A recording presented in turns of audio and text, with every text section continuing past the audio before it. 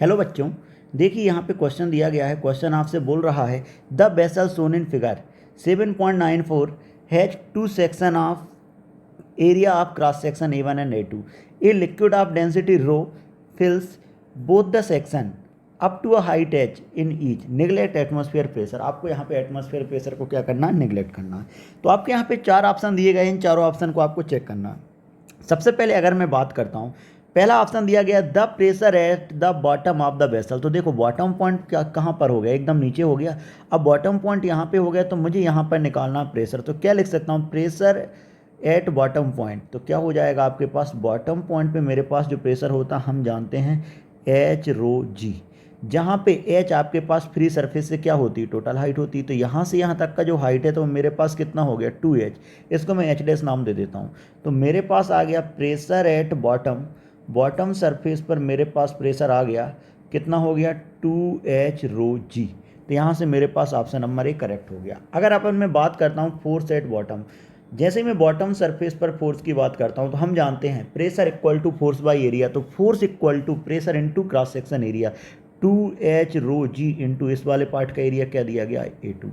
Clear है? ये यहाँ पे दिया गया. तो यहाँ से ऑप्शन बी भी मेरे पास क्या हो गया? करेक्ट हो गया. अपन चलते हैं ऑप्शन सी पर. अब देखिए ज़रा, अगर मैं बात करता हूँ कि यहाँ पर जो टोटल वेट लग रहा होगा वो कितना होगा. देखिए अगर मैं वेट की बात करता हूँ तो टोटल वेट की बात करता हूँ तो हम जानते हैं वेट इक्वल टू क्या होता है आपके पास? नेट मास की बात कर लूँ और मैं किसकी बात कर लूँ? जी की बात कर लूँ. अब नेट मास निकालना है तो हम जानते हैं density equal to mass by volume. Clear है? और वॉल्यूम इक्वल टू हमारे पास होता है cross section area into height.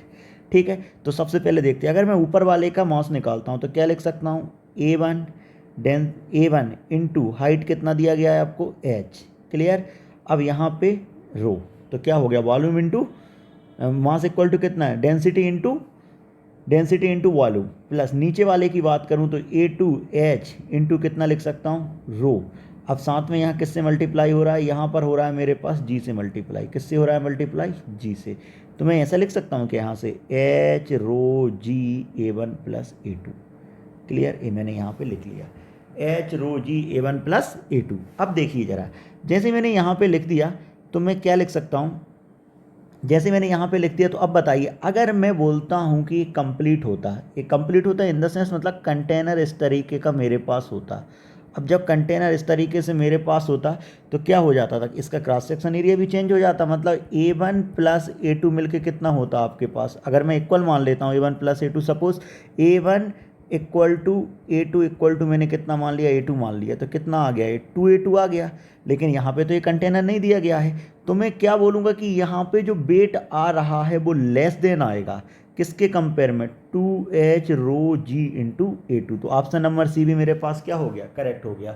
अब मैं बात करता हूँ ऑप्शन नंबर डी की. ऑप्शन नंबर डी बोल रहा है the wall of the vessels at level X exerted downward force. अब देखो जरा, यहाँ पर बात करता हूँ मैं डाउनवर्ड डायरेक्शन में क्या फोर्स काम कर रहा है. अब देखते हैं, अब देखो, अगर मैं ऊपर से नीचे जाता हूँ तो मुझे पता है कि प्रेशर का वैल्यू ऐड होता है. लेकिन अगर मैं नीचे से ऊपर आऊँगा तो यहाँ कहीं एक फोर्स लगेगा, एक फोर्स ऊपर से लग रहा होगा. क्लियर?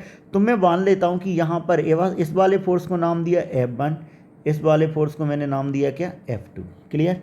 अब देखते हैं ज़रा, अगर अपन फोर्स की बात करें तो कितना फोर्स यहाँ पे काम कर रहा है. अब देखो इस वाले पॉइंट पे अगर मैं प्रेशर निकालता हूँ, क्या निकालता हूँ? प्रेशर.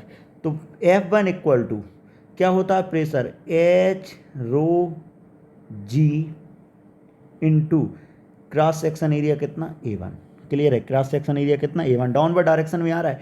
F2 की बात करूं तो कितना? h rho g into A2. अब देखिए नेट फोर्स की बात करूं तो यहाँ पे A2 का क्रॉस सेक्शन एरिया क्या ज़्यादा है? A2 ग्रेटर देन क्या? A1 है. तो मैं डायरेक्ट लिख सकता हूँ कि net force equal to h rho G A2 minus A1 होगा. ठीक है, जो कि ऑप्शन नंबर डी में भी दिया गया है. तो मैं बोल सकता हूं कि इस क्वेश्चन का option A B C and D चारों करेक्ट ऑप्शन हैं. Hope you understand the solution. Thank you.